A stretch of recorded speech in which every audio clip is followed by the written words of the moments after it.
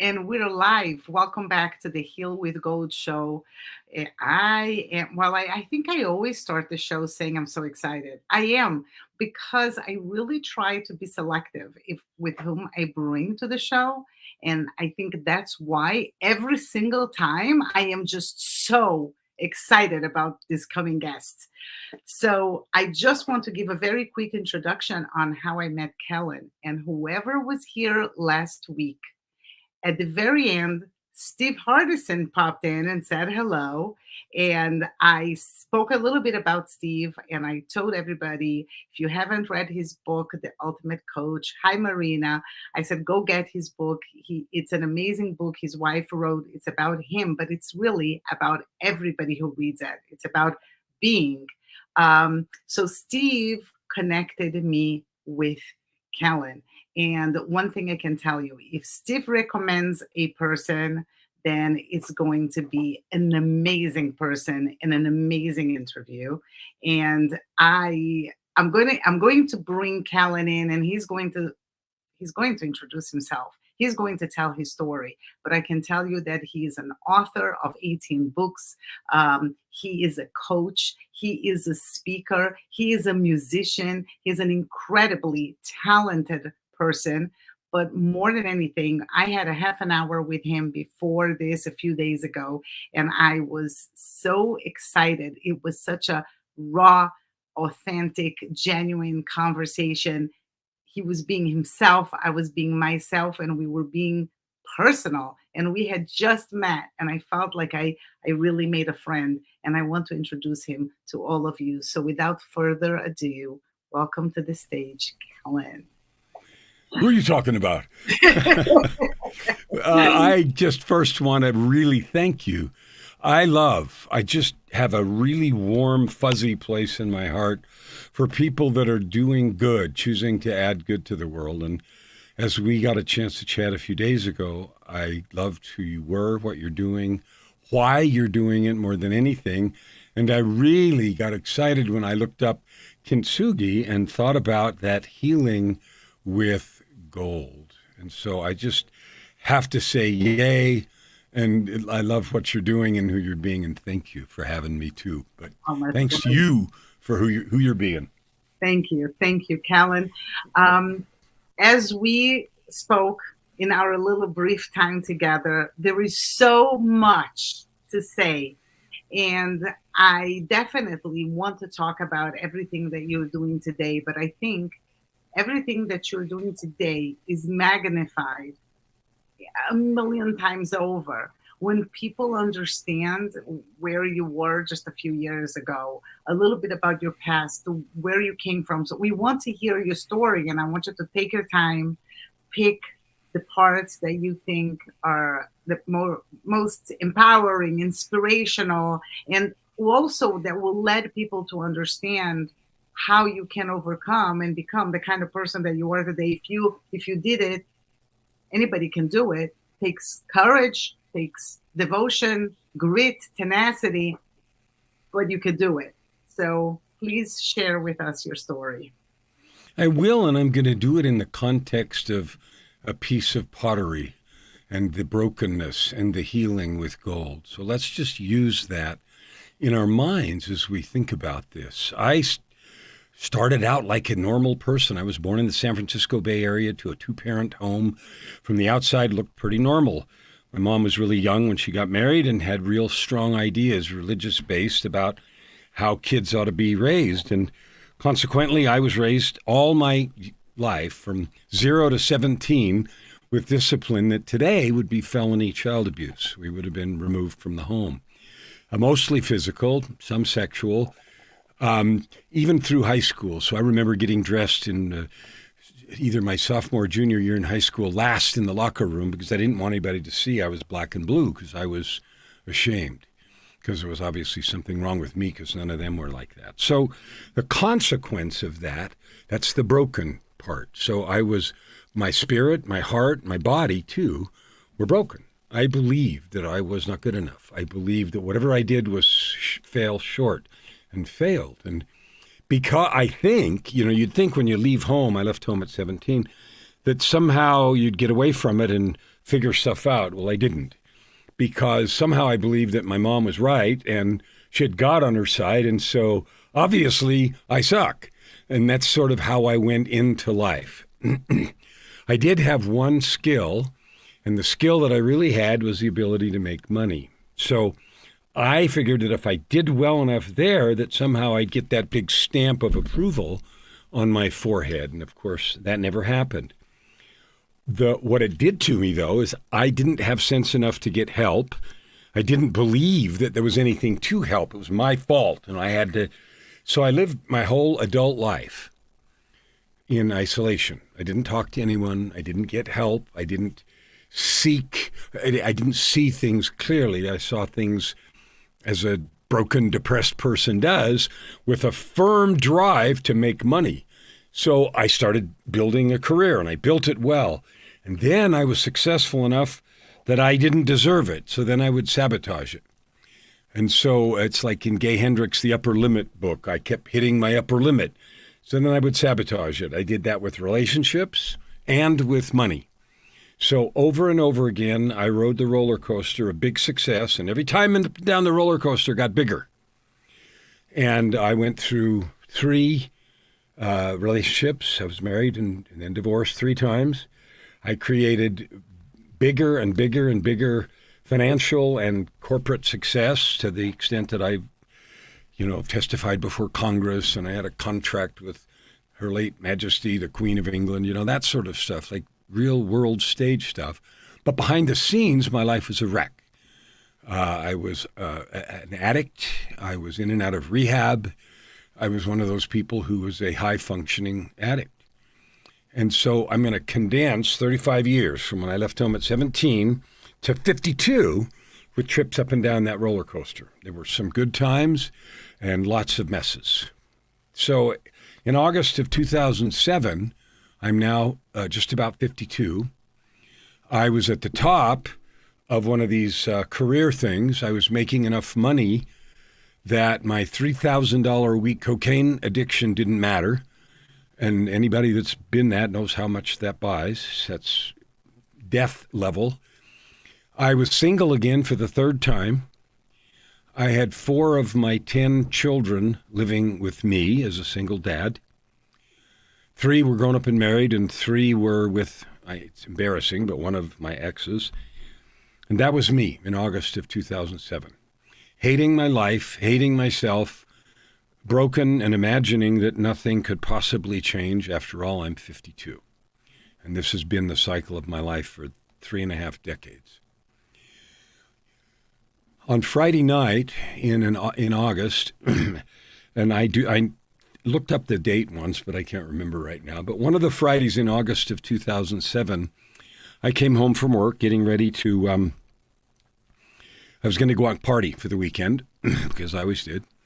And just before I went out, I had the urge to turn on the television, like just this urge. And that doesn't sound like anything, except I picked up the remote and realized I didn't know how to turn it on. I wasn't a TV watcher, and I'd bought all the cool stuff because that's what you buy, but I didn't know how to turn it on. So I asked one of the kids, and my 16-year-old daughter, she punched the buttons, threw the remote at me, and it landed on a program that I'd never heard of. And is probably not on anymore, but it's a reality TV show called Intervention. And Intervention is a reality show about real-life families who stage real-life interventions with counselors or priests or whoever for busted loved ones, right? And I kind of looked at it, and the protagonist was a high-ranking executive with a cocaine problem. So I got squirmy, and I watched about 10 minutes, and I said, I'm not watching this crap. So I turned it off, and I went and did something for a few more minutes, and I was going to go. And I just felt compelled to turn the TV back on. So I picked up the remote, and this time I knew how. So I turned it back on, and that program started over. And it shocked me because I didn't have a DVR recording device, and it wasn't on the schedule, and I get it. It can't do that, but it did. So that freaked me out. So I watched the program, it's like half an hour. It went badly. The guy yelled at his family, swore he didn't have a problem, stomped out of the intervention, and you know the drill. So it freaked me out. to see that. And so I didn't go out to party. I went to bed. When I went to bed, I went to hell. And what I mean by that is I went somewhere. It felt like I was out of body. I was in what felt like a large dark room, a theater kind of thing, and it was a stage, and I could hear voices and see stuff. And the scenes that played out in front of me were scenes from my life. And they were focused on suffering, the suffering that had been inflicted on me with all the beatings and other stuff that went on, up to the suffering I had inflicted on everybody as an addict and a rotten partner and a pathological liar and all the things I'd done in my life. And so the intensity that I experienced of that suffering is beyond my ability to describe. It was intense. It lasted forever, it felt like. And after a long time, a voice said very clearly, "It is enough." Everything stopped and I woke up. When I woke up, I was disoriented because the sun was shining in my bedroom windows, and the windows faced west, and I couldn't figure out what was going on. So I got up and realized it was 5 o'clock Saturday afternoon. So I'd been somewhere for nearly 18 hours, and I realized that I had been invited to change.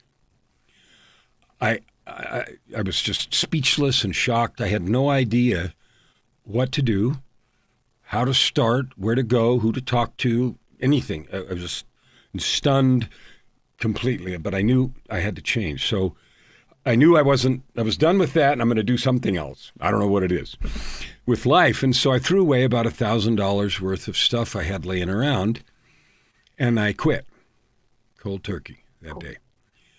Now that got me sober, and yeah, that's amazing all by itself, but that got me sober, but I didn't do anything about how I got there, meaning the depression and the self-sabotage and the self-loathing and all the rest just got me sober. So the divine intervention was only half done. Monday, I went back to work, and I knew I had to start over, but I didn't quit right away. I didn't know what to do. So anyway, in the position that I had, I used to get all kinds of free stuff. When you're an executive in the top ranks, other companies will give you stuff because, it's be nice to Kellan stuff, right? Not bribes, but be nice to Kellan. So expensive bottles of booze, like I needed that, and free box seats to this and tickets that were hard to get, those kind of things. And one of the things I got was a pair of tickets that were $1,000 each to see a Yo-Yo Ma concert. Now, if you know classical music, you know who that is, and if you don't, you don't. But in the classical world, Yo-Yo Ma is, he's like unbelievable. So anyway, I thought, I'd be ashamed to waste this other ticket because I certainly didn't have anybody to take. And so I asked in the groups of people that I managed, I said, who likes classical music? And some lady in one of the groups said, well, I do. And I looked at her and I said, have I ever given you anything before? And she said, because I gave away stuff all the time. She said, no. I said, okay, fine. See you there. So I gave her the ticket. We met at the venue. I didn't think anything more of it. The concert was amazing. And halfway through, now you got the date of the concert, it's about 2 weeks. So I'm 2 weeks now stone cold sober. And halfway through the concert, this feeling came over me that I recognized from 2 weeks earlier. And the voice said to me, you need to marry this woman. And I flipped out and I said, no, I've screwed that up 3 times officially with some other embarrassing disasters in between. That's not happening. Later that night, we were backstage because they were backstage passes and tickets to the reception and all that other stuff. And the voice came back and said, and you need to tell her tonight. And I froze. I was horrified. I had no idea what to do. And I argued like crazy in my mind. I said, no, I can't do that. First of all, she can have me arrested, right? I mean, she works in one of my groups. And second of all, I don't know her. And I don't have any idea if she has a relationship. Like, no, we can't. Like I must be dreaming or something. But anyway, you don't win those arguments. So I did. And it went about like you would have imagined. What are you talking about? Are you out of your mind? And she left, but she didn't call the cops, and she didn't call HR, and she wasn't in a relationship, which I didn't know. Over the next 2 weeks, she had her own set of experiences, which for her, and about 2 weeks, 2.5 weeks later, I walked away from millions of dollars of contracts. She resigned her entire career, and we walked off into the sunset. And last December, we celebrated our 15th wedding anniversary. So those things happened in August and September. The concert was in September. In October, 2 or 3 weeks later, she sold her condo and moved in with me. In December, we got married. And here's the funny part. She'd never been married before. I had 3 times, and both of us knew this was the craziest thing in the world, but we also knew what had happened. So when we started, we looked at each other and said, all right, if we're going to do this thing, it's ride or die. And so that's where this started. And what it turned out to be, as I've thought about it over the years, is she was literally the angel with the soul contract. Those are her words. To help me learn how to be a person, to learn how to have a relationship, to have a friend. I mean, I'd been married before 3 times, and I'd never been a confidant. I didn't know how to be a friend. I didn't know how to have a friend. I didn't know how to tell the truth. I didn't know how to do any of that stuff. And she was invincible in that context. And today, she's my business partner. She runs all of our contractors. She turns out, bonuses, she's a great cook. She's a degreed designer and a whole bunch of other crap that I didn't even know. And her name is Joy. Like, you can't make this up. So I started on the road to healing. Like, those were invitations. They were invitations with a 2x4, but they were still invitations. And you have to say yes, and then you have to go to work. And so for the first 3 or 4 years, we had to get to know each other. And I had to go see a million counselors, and I didn't even know how to see a counselor to start with. I couldn't even tell the truth. I didn't know how to sit there and talk to somebody and be vulnerable. I thought I was supposed to have the answers. I was a disaster as a patient for the first year. So the years happened, and the work happened, and it took 3 or 4 years. And then I realized that my gift and my calling was to serve, to love, to add good to the world, and to help people do the things they don't believe they can do. Because if there was ever a poster child of someone that should have been left at the bottom of the canyon, I was it. And even in that circumstance, after decades, the divine issues the invitation. And if you say yes and do the work, you can have anything and create anything you want. And I am living proof now, coming on 16 years later, that that's true. And since that time, I've written 18 books. I have one I'm going to finish by the end of the month, number 19. I have created a worldwide coaching practice, and I speak on stages and all the rest of the stuff. But the most important thing that I do is help people realize who they really are, what they're worth, and help them create from that infinite possibility. Kellan, it's incredible. I believe everything you shared as if I was there. I understand when you tell me, when you share with everybody that you were hit with the 2x4 and you were spoken to.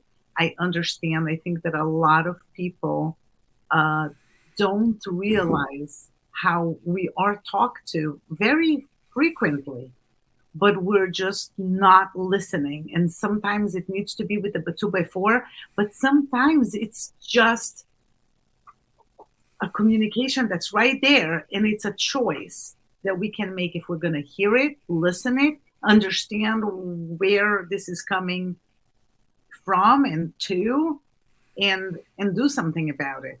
I have Good. so many stories that I felt 100% that I was spoken to, directed, and it's very comforting, even though sometimes, like you said, it's so hard. What you were asked to do is so hard, but it's so comforting to know that we're getting those messages.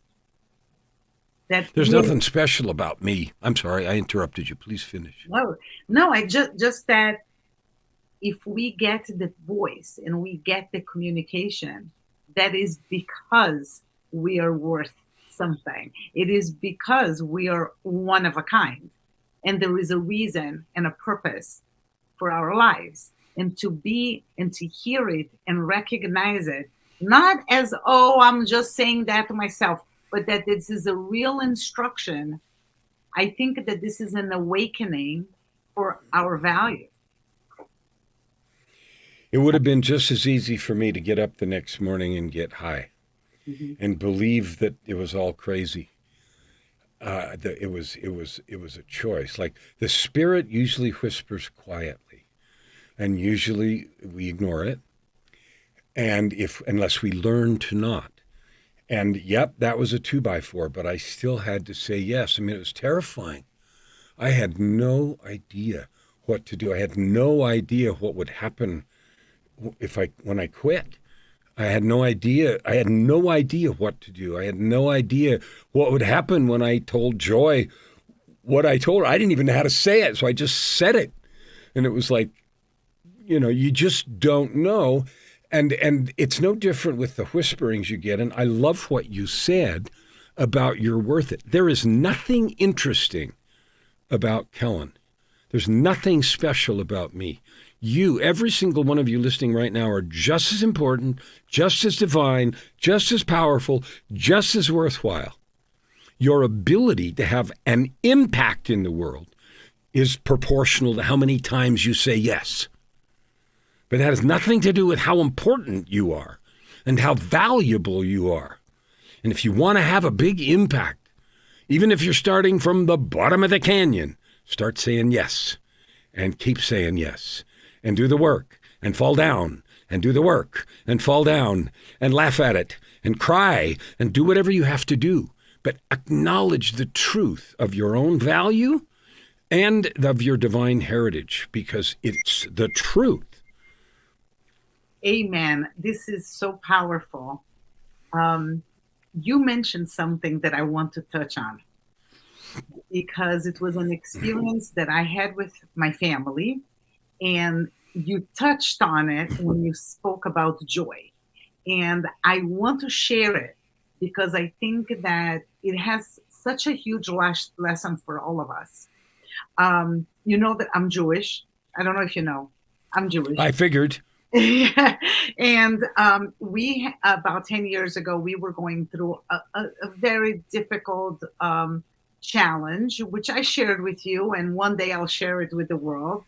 But I asked my husband, he was going to be in Israel, and I told him, I want you to go to speak to this rabbi that you really, really love, and I want you to ask him, like, what's the purpose of this? This is ridiculous. It doesn't even make sense. And this rabbi said something that, in a way, Joy said it, which was that we volunteered as souls for that position. And he said, before you came to this earth, your souls together had volunteered for it. When God said, who is going to go down and feel this and go through this and go through these challenges, who volunteers? Your souls volunteered.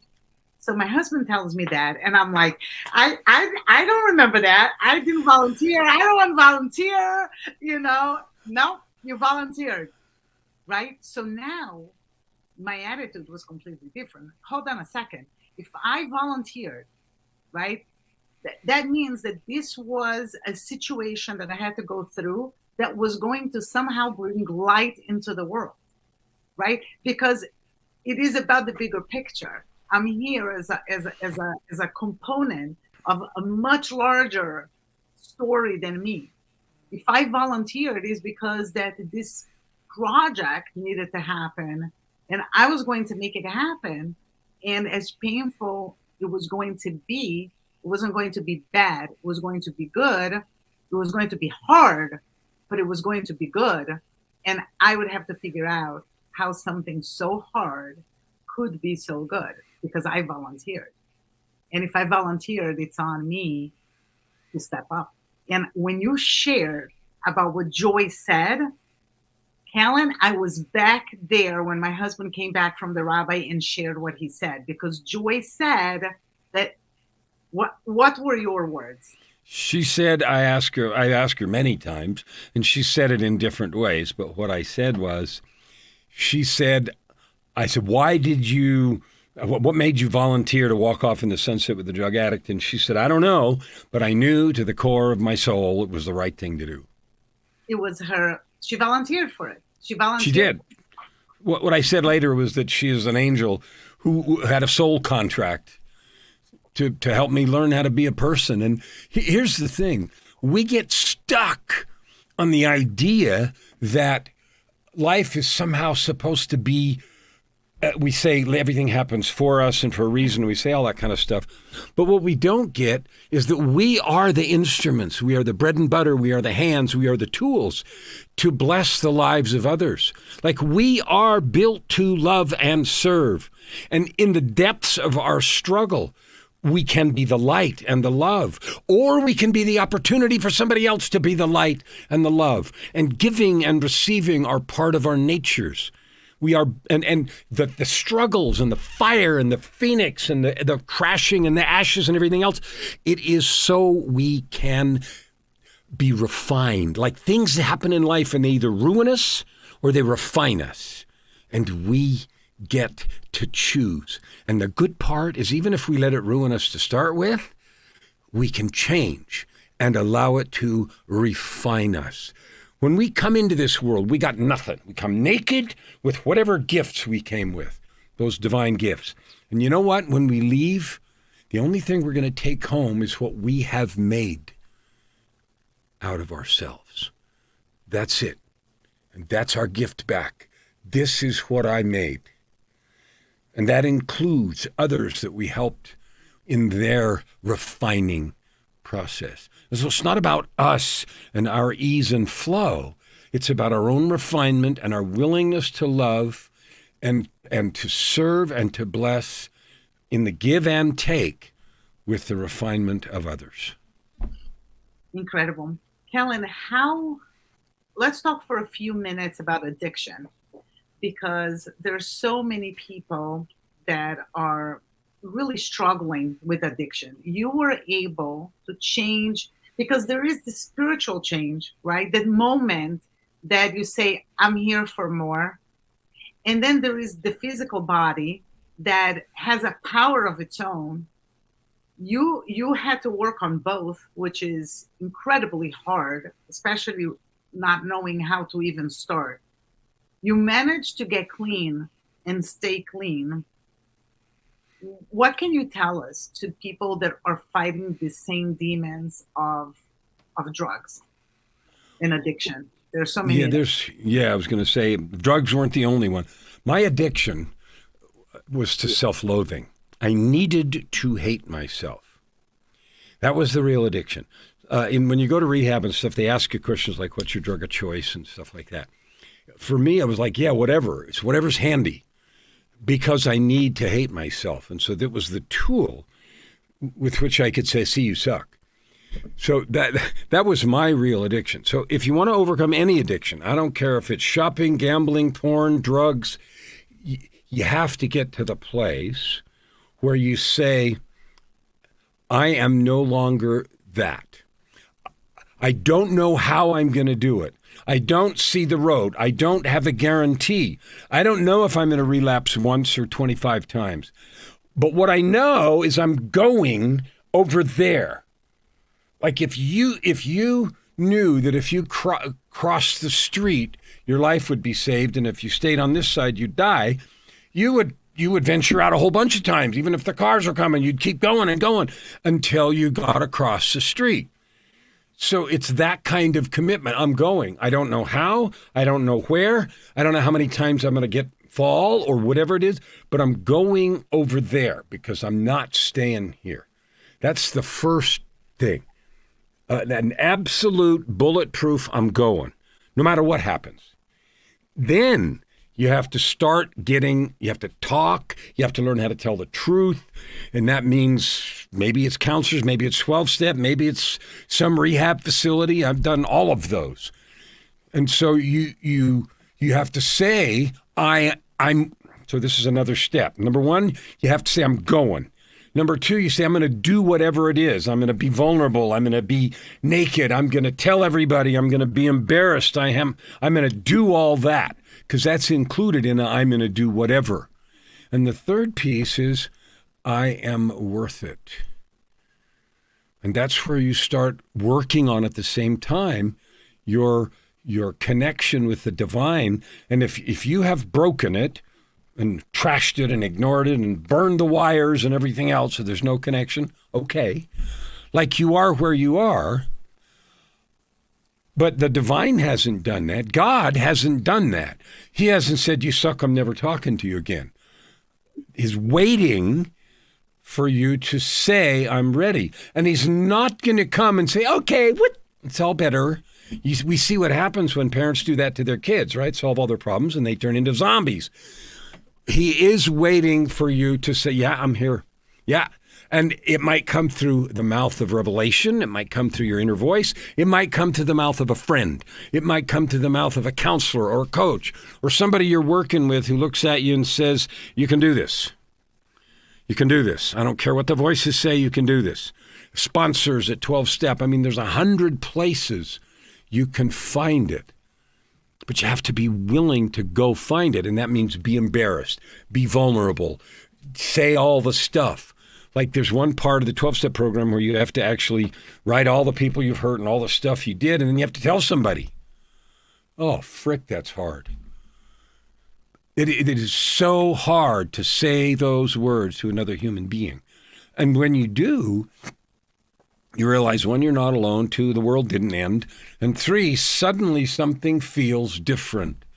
And the flicker of hope starts. But you can't do that unless you go somewhere to get help. If you're going to sit in your living room and feel sorry for yourself forever and not even start, you can't get there.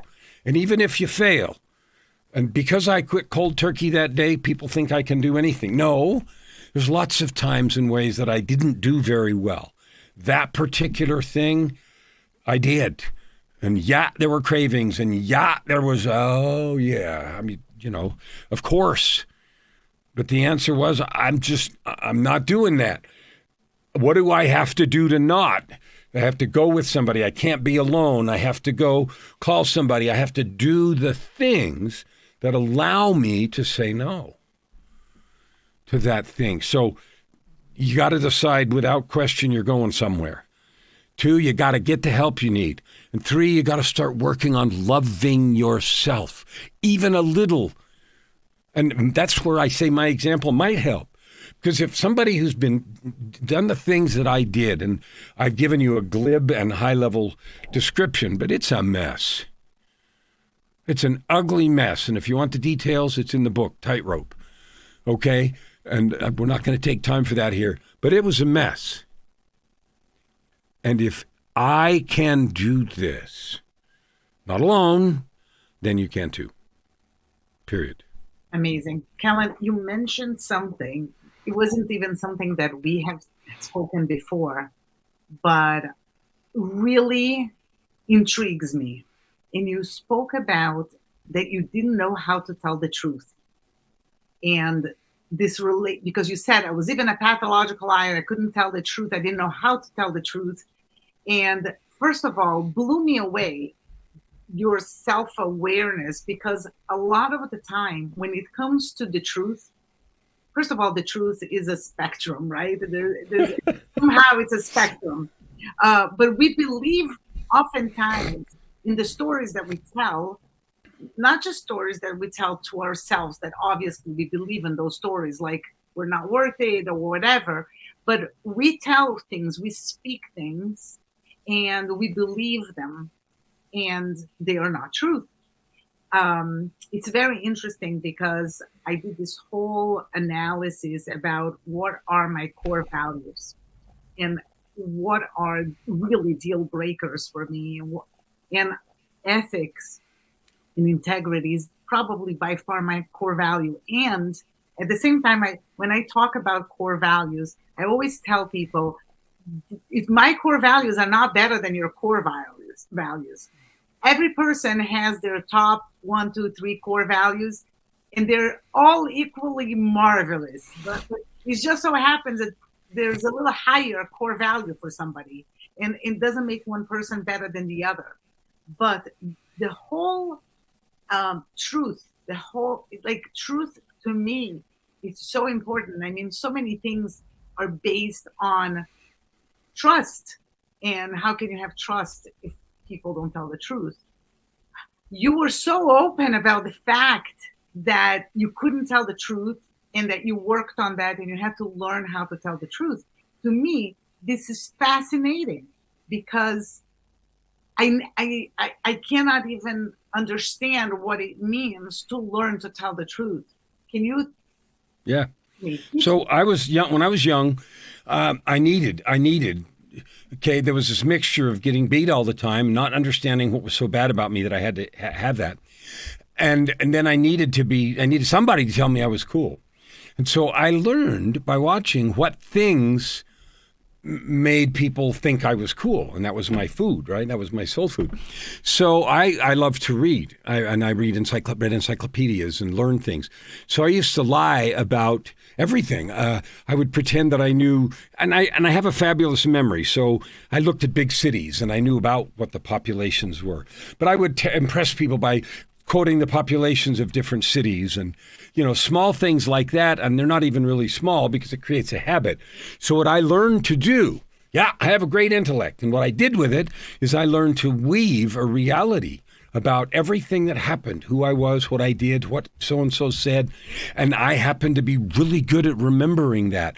So I would lie about where I was on the phone to people and when I'd be where and say things I thought would make the situation better. I would say whatever I needed to say to maintain frame control in the situation to give people what they needed. Never enough so that what really did or didn't happen was so far outside that it would be disastrous. But I was able to keep track of all that. And I thought that was cool. And all it was a waste of time.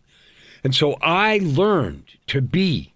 I lied when I didn't even have to, when I could just as easily have told the truth.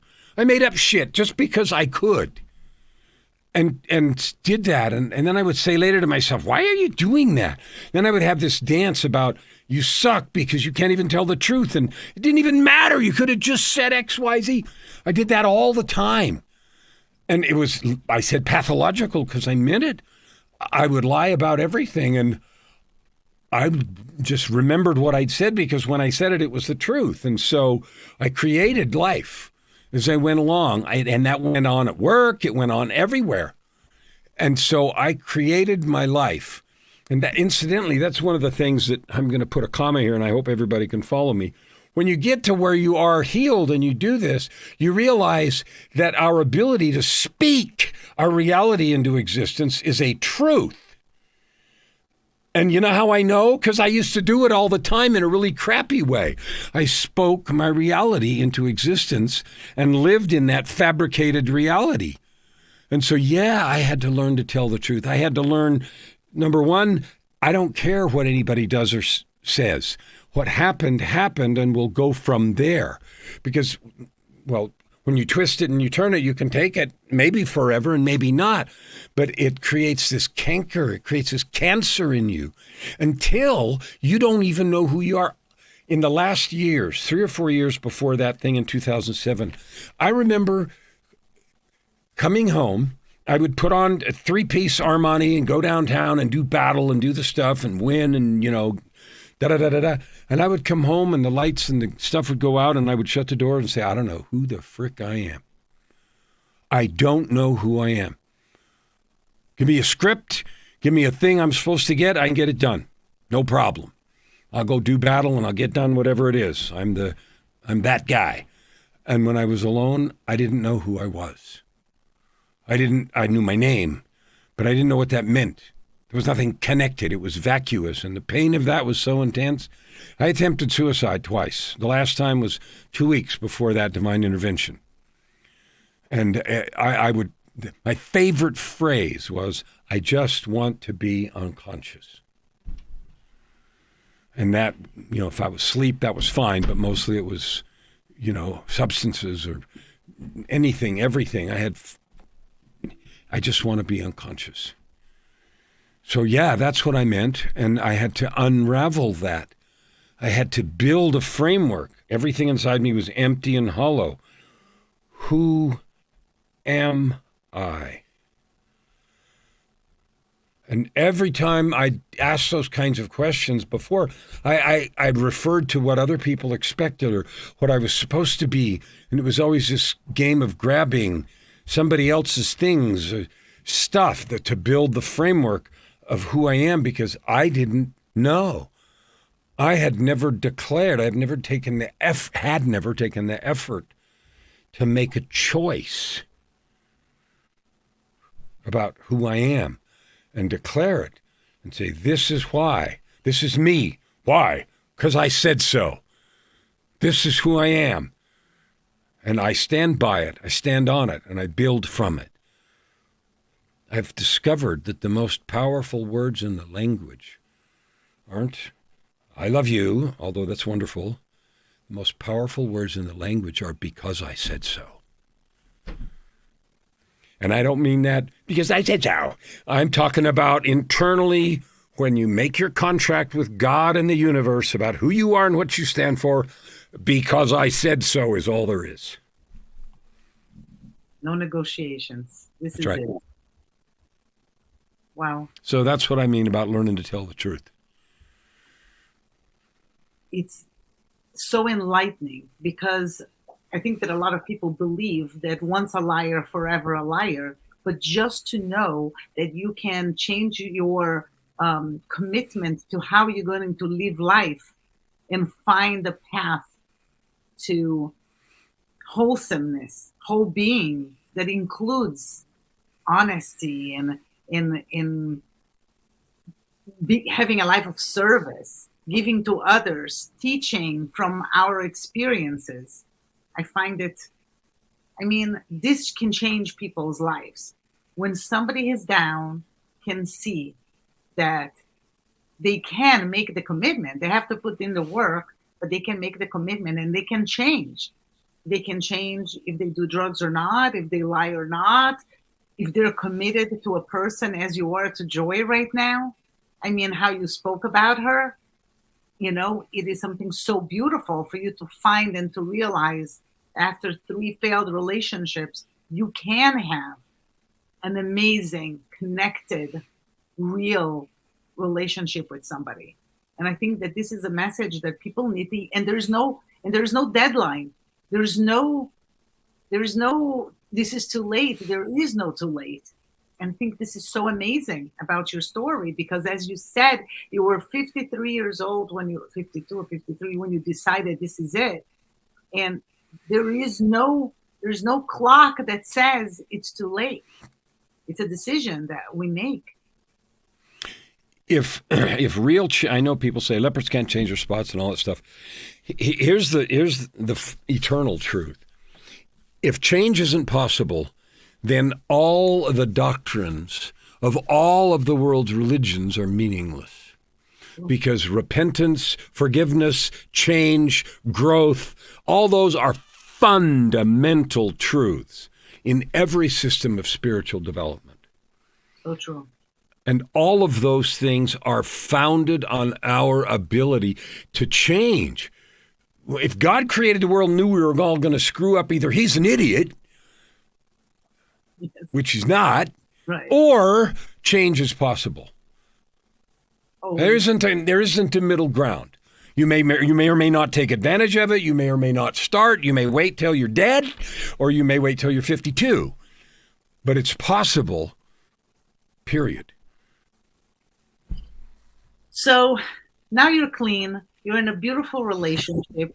You changed your direction. I want to talk to you about a word that in a way it bothers me, this word very much, because I think that people don't understand what this word really means. I want to talk about forgiveness, Mhm. because forgiveness is mandatory in a situation like this, but starts with forgiving ourselves, forgiving others. But I think that the word forgiveness is a problem because, and I mentioned it in I think I spoke about it even in the previous show that I did last week, that people connect forgiveness with atonement. And we, as humans, we feel, well, if you hurt me, you need to pay for it. Now, if I ask for forgiveness, I need full atonement, but everybody else needs to pay for what they did. And as long as we're counting the consequences for somebody else, we have a hard time letting go. I prefer the word letting go than the word forgiveness because of this connection with atonement. We need to let go. We need to let go of the hatred we have for ourselves, the pain that we're connecting with other human beings, so we can be light and use this space that hatred takes, fill it up with joy and fill it up with love and fill it up with good energy and fill it up with action and motion, right? That energy is toxic. It takes a tremendous amount of space, and it is mandatory to learn to let that go. Tell me, because you went through so much in your childhood, what was the process like for letting go, for you to be able to have your heart open to welcome joy, literally and not literally? So people ask me a lot of times, how do you write so many books? Every one of the books that I've written has come from the blood on the floor of my process getting out of where I was and getting whole and healthy. It's funny that you would ask that because the last book that I published is named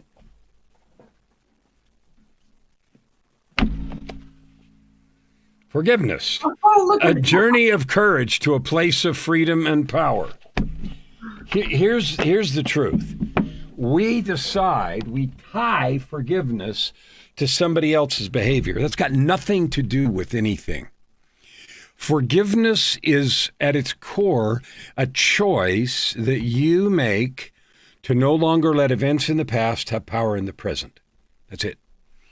If someone wrongs you, it betrays you, even does something awful, abuses you, or does terrible things to you, you have a choice. You can hold, you're damaged. You're damaged. There's no question. Forgiveness is not pretending away hurt. Forgiveness is not making anybody okay. It's not sweeping things under the rug. It's not pretending stuff didn't happen. Okay, it's none of that. If someone hurts you, you need to do whatever you need to do to heal you. If someone broke your bones, then you need to get them healed. If someone did, things to you, you need to do whatever it is. Like counseling, physical things, you need to do as much mitigation as you can. And even if you do all the mitigation you can, there may still be scars. There may still be pain. I have a story to tell you in a minute that is what illustrated this for me. There may be permanent damage. Even with that permanent damage, you can make a choice to forgive. And by forgiveness, I don't mean pretend it away. I mean allow the divine to handle justice. It is not my calling or yours. And you know that because when people say they should be tarred and feathered and beaten and dragged and say all this stuff, that is an emotional reaction that has nothing to do with true consequence for some misdeed. Because even when that happens, somebody gets them and they beat them up and even kill them, then you see it all the time in the movies. I thought I would feel better. I don't. Those things are disconnected. Your willingness to let hurt go has nothing to do with their contrition, their contrition or punishment or anything else. Justice is not yours to mete out, nor is it mine. It's not. So get the help you need for whatever damage you've suffered, and then make the choice to no longer allow the events of the past to have power in the present. Because if you do, what you said is exactly right. The hate, the anger, the bitterness, the resentment, the fear, all those things, all that does is take up space in your soul, and it prevents you from being the light and the love and the service you could be. That's a fact. So forgiveness is a gift you give yourself by no longer allowing whoever did whatever did to you in the past no longer to have power in the present. So that's forgiving somebody else. Forgiving yourself is much the same process. For me, that was the hardest thing. I'd been a rotten father. I was a terrible marriage partner. I was an addict. I was a pathological liar. All on and on. Yes. So I bought in to the stories that my exes told and the hate that came, that everything in the universe was my fault. One of my exes tried to get me to commit suicide. She kept saying, I'd love to wake up in a world without you. And she was a woman who her mom had committed suicide. And so she was lied to about it she was 12 to 21. So she had all kinds of stuff to deal with. And I lost my train of thought. Oh, forgiving myself. So I bought into that. I believed that it was all my fault. And as long as I believed that, then that led me to more drinking and more drugs and everything else, because the whole world was my fault. And, maybe it'll be better off without me, and the suicide attempt. Forgiving myself doesn't mean pretending stuff didn't happen. It doesn't mean minimizing it. It means you do what you can, and then you forgive yourself because you've fixed what you can. But most of the real painful stuff can't be fixed. Reputation, betrayal, lying, unfaithfulness, all those things. Giving money back if you stole, that's the trivial part. The trust and all the rest, you can't fix that. So you can't let your light be dimmed because somebody else hasn't patted you on the butt and said, oh, there, it's okay. Because them doing that doesn't make it okay. And if you tie your absolution or feeling good to their accepting your apology, you're handing your happiness to somebody else. So forgiveness is an exercise and it's work, and you do it for yourself and for those you can love and serve. So the story I have is this. I had a dog, and this is all part of the divine stuff. God works in such interesting ways.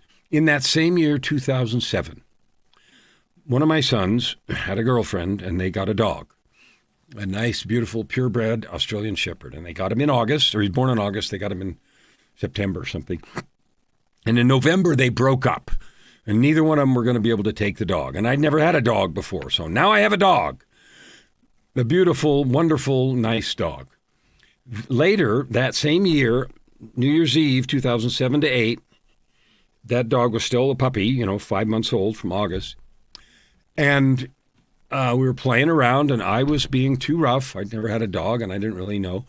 And so in the roughhousing, the dog bumped into a speaker stand that was in one of the rooms. And the speaker fell off the stand and landed on the dog's paw, on the corner of the speaker, right on the metatarsals, and broke all the metatarsals in his paw. And the dog was howling like crazy, and I felt, oh my goodness. So on New Year's Eve at midnight, Joy and I are driving around, because we'd gotten married 4 days before that. Oh my God. That was December. That was that December. So we're driving around on New Year's Eve, trying to find a vet to do the emergency vet hospital. We find one. They take him in. They do surgery. They do everything they can, give him back to us, and then tell us, do this, that, and the other. But when he grows up, he may still have a limp because we don't know if we can fix those perfectly, et cetera, et cetera. So the years go on, and sure enough, he has a limp. And so for the rest of his life, the dog had a scar from my carelessness. But the dog didn't care, because dogs don't do that. And so he lived his life fully and completely inside the boundary of the limp. And what I learned is, though I have limps, and the shaping and the scarring from abuse and from speakers and from other things are real, and they do have an impact. Whether you let it affect the joy of your life is your choice and mine, just like it was the dog's. That dog lived 10 years only, a little bit short for an Australian Shepherd, should have been 12 or 13. And when he passed, it was at a time where I knew that the dog had accomplished the thing. So when we took him, I was speaking at an event, and we got a panicked call from Grandma, who was watching him in the SPCA, because the dog had come in from the backyard through the doggy door and then collapsed on the stairs and just died. Heart attack. Boom, done. And Grandma was like freaking out, and so we had the SPCA come and a place come pick him up and took care of him, and then they cremated him, and we got his ashes. And when they asked me, what do we want to put on the box? I put his name, and that was Aiden, A-D-E-N, and I have him put Aiden, and the inscription, and it came to me right at the moment when they asked me, and I wrote, "The gentle soul who saved me." Wow. Okay? And so your choice about forgiveness is allow someone else to handle the justice. The legal system, God in the final sense, it's not yours to do, and you don't have the perspective to do it anyway, and neither do I. So let it alone. And then choose to no longer allow those energies, whether it's someone who did something to you or things that you did wrong, to infect and poison your present after you've done whatever you need to do. I'm not pretending you don't try to fix things. Of course you do. But most of that stuff can't be fixed. And then Amazing. Live in joy and service. Go ahead. I have a question, and it goes right back into what you're telling. And she's saying, I can forgive, but how can I forget? And I don't think that you should forget or need to forget. I think it is part of your journey made you who you are today. It's a crucial part. I don't think we forget, but I think that when there is forgiveness, when you remember, you're remembering the lessons more than anything else. No? I love you. I love you for saying that, and I love the question. Of course you don't forget. There are three things, okay? And this is this ultimate life challenge that's on the page. This is what I'm teaching in that. There are three things that make you your unique voice. And you had talked about your coaching practice. Every person who's a storyteller, a coach, a mentor, whatever it is you want to be, here is the thing that makes you invincible and valuable. You have three things. You have skills you've learned, you have natural gifts that you came with, and you have your life experience. And that life experience includes all those things. If I hadn't had the experience of being an addict and of hurting all those people and having to live with it and forgive myself and having had the crap beat out of me as a kid and having to forgive freely and fully my mom, I haven't forgotten those things. I wouldn't forget them, but they no longer have power. But the lessons inform and shape me. What it does is I have power. I now have power I would never have under any other circumstances if I hadn't crawled through the hell of all those things, some of which were self-inflicted and some of which were other-inflicted. So don't even try to forget. Allow it to strengthen and shape you. Allow it to refine you and grow your empathy and love. Forgiveness is getting rid of the energetic charge, not the memory. The memory can give you empathy and patience and insight and discernment. That situation might be dangerous. Forgiveness doesn't mean putting yourself in danger. It doesn't mean any of those things. But it means shining your light with love and power, and you have more power because you forgive. Because those old things no longer have power over you.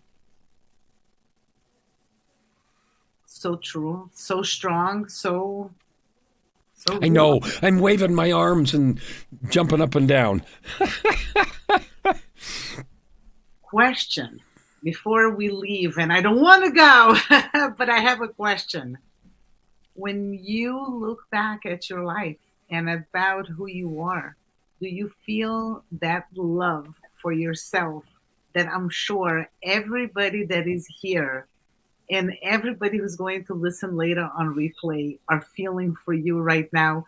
Because I know what I'm feeling, an intense connection and love for you, for who you are, for your whole you, with your story, with your background, with who you became and what you're doing every day. So I feel this immense love, and I want to know if you feel it for yourself today.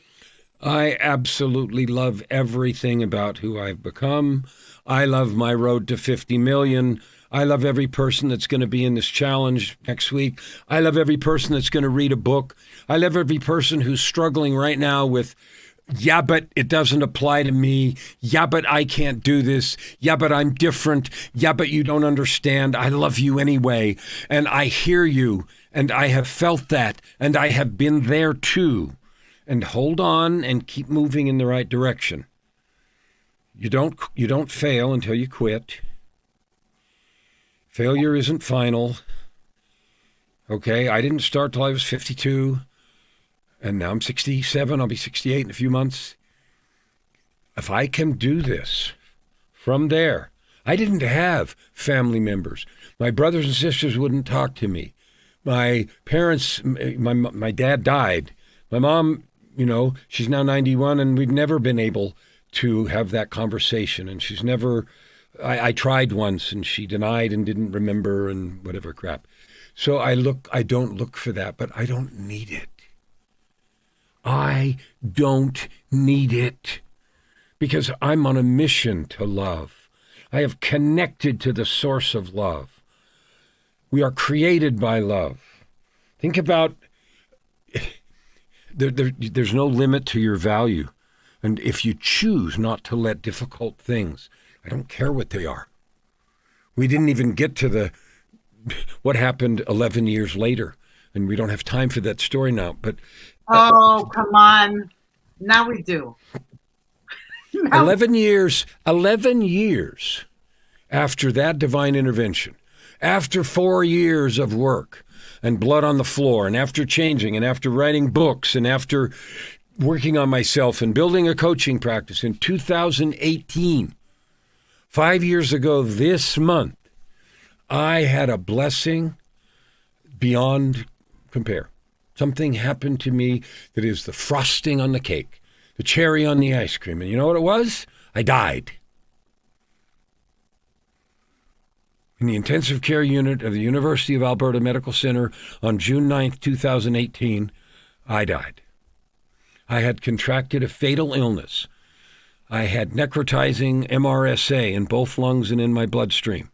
And the doctor told me later that the 10-day kill rate of what I had was 100%. And I flatlined, and in that time, I had 3 conversations with God at the door between life and eternity. I was in a coma for 17 days. I lost 35 pounds. I couldn't walk. I had to learn all that over again, and that was a profound blessing.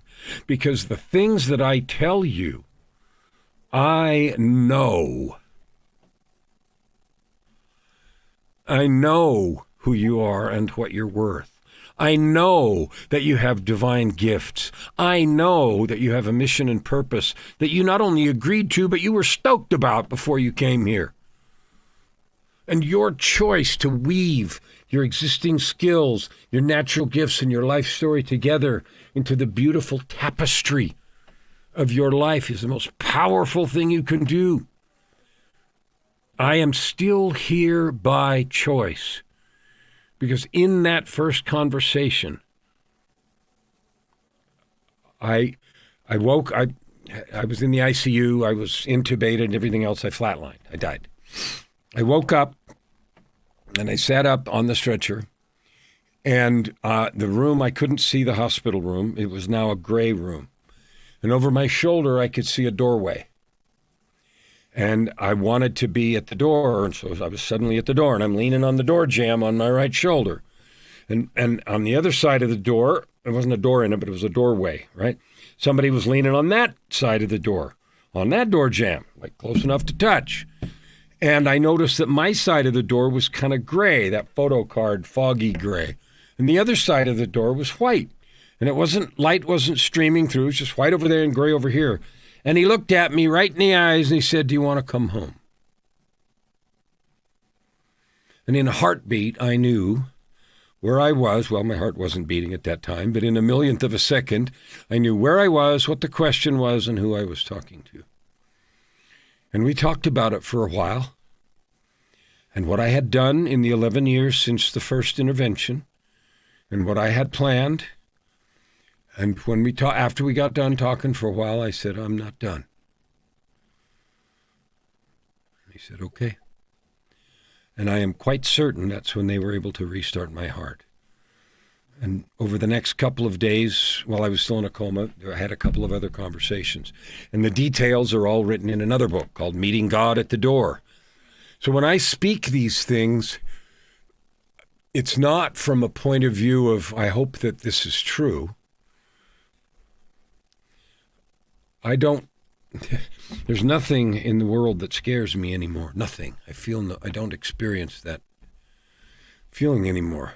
And so when I say things like I'm on a mission and I only do one thing, that's as true as life and breath. Tell me about the road to 50 million. I want to share that with everybody. So, by the way, just read this comment. So, Meeting God at the Door. You can just look me up on Amazon. It looks like this. All my books are on Amazon. It says Meeting God at the Door: Conversations, Choices, and Commitments of a Near-Death Experience. So, last year, my year starts October 14th. And the reason it starts October 14th is because that's Joy's birthday. So last year, before October 14th, I had committed just one day. I said, I'm going to help 10 million people this year to discover who they really are and choose to serve with their gifts. I'm going to do that. I don't know how I'm going to do it. I have a podcast with 800 episodes, not 800, 780 or something. And I have an LA Talk radio show, and I have a network television show, and all that stuff is aimed at helping people see who they really are and then choose to create from that infinite possibility. Toward the end of last year, in like August, I was on a podcast, and I appear on other people's shows like this, and thank you very much for the chance to do that. I was with somebody, and the guest, you might know him. He's, the giants and the smalls in the group? No. Okay, anyway, I was on his show. And at the end of the show, I'd said something about the 10 million then, and he looked at me at the end of the show, and he said, that number's too small. And I said, why is that? And he said, I've been on this program with you for an hour, and you've changed my life. And he was weeping at the time. He said, and I'm going to talk to hundreds of people this week. You need a bigger number. So that was toward the end of last year. And so I said, okay, 50 million. And so it was a declaration in response to that, and I would have raised it anyway. And then I started thinking about, I don't have any idea how to track this. I don't expect to get 50 million emails from people saying, oh, you helped me some way. So I don't know. But then I thought, well, I have the podcast, and I have the LA Talk Radio, and I have my television program, and I have guest appearance. I have all these things. And so at halftime, which is April 14th, just passed, I thought I need to find out where I am, because I did a podcast episode called Road to 50 Million Halftime. Right. And so I thought I better add it up. So I started adding up audiences, and I asked, different hosts about their audience size and stuff like that. So I get a sense. And it turns out on April 14th, the total so far is 65 million. Wow. So we had exceeded our number. And so I thought, well, then we're doubling down. So I didn't change the road to 50 million. The name of my daily show on all my social channels is still called The Road to 50 Million. But our real goal now is 100 by October, because we're doubling down. So I had no idea. I didn't know how to do it. And then I started adding it up. And it's a commitment. And here's the thing. Yeah, I'm a coach and I have a business and people pay me to do this, that, and the other, and to speak and to coach and everything else. But my business plan is really simple. It's one line. And it says, I never look for clients.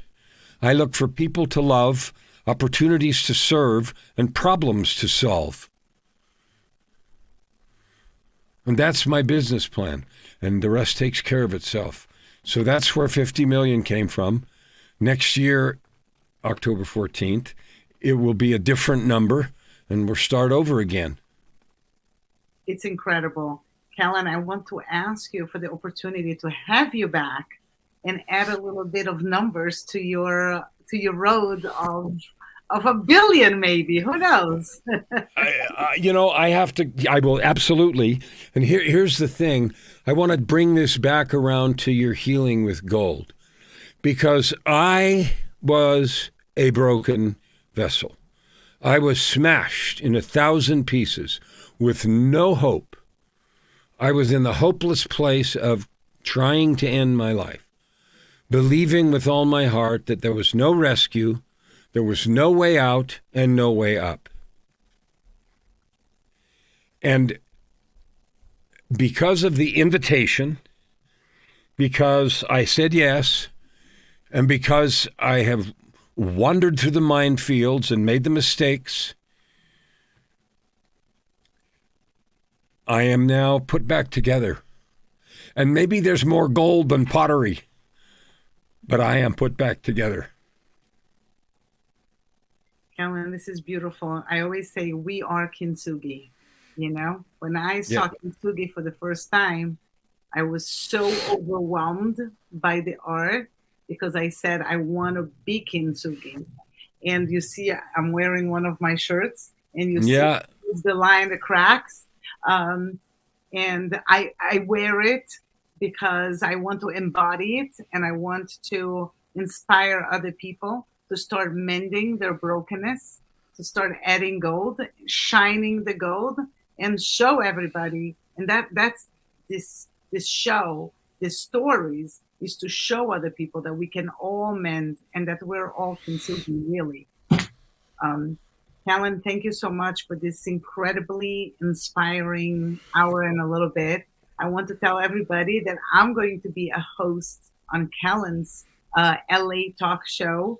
So tune in. I will put some information on my page and continue listening to Kellan because, God willing, he's going to come back. But if you go to his page, you will hear him speak all the time. And he has the most amazing voice. Come on. And he didn't even speak about the fact that he is like a real musician. We didn't go there. Maybe next time we'll talk about that. Buy his books. I know that I'm buying. I was going to buy one of them, but now I'm buying. I already know that I'm buying three or four. So that's going to be my next few weeks reading. And I'll share with you my feelings and thoughts about it as well. Thank you all so much for coming to the show, for sticking with us till the end. And please share.